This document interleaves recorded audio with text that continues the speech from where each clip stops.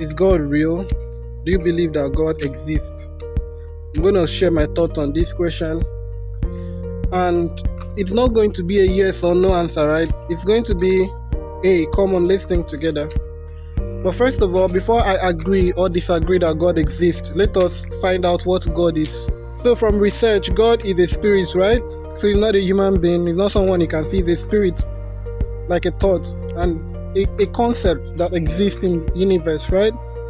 And also God is the one that rewards righteousness, right? So all the righteous doers are being rewarded by God. Do you agree?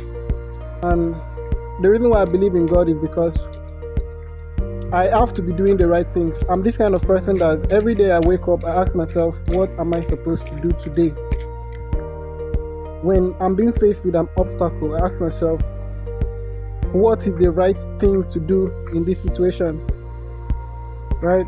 When I'm being left to make a decision, I ask myself, is this the right decision to make?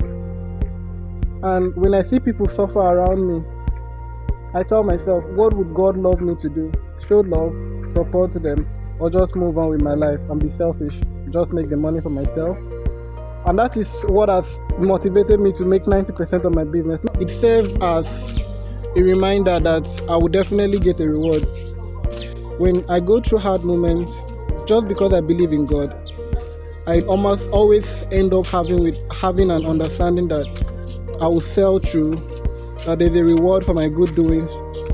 So even if God isn't real, I want to lie to myself and believe that it's real, because he motivates me to do all these good things. Okay, now let's see.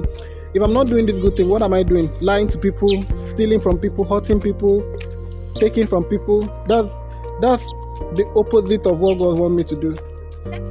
So now, even if I do not see God to be real, in the sense that at the end of the day I will go and fly in heaven and all those things, let's say he's a lie, I still want to lie to myself and believe that he exists. Why?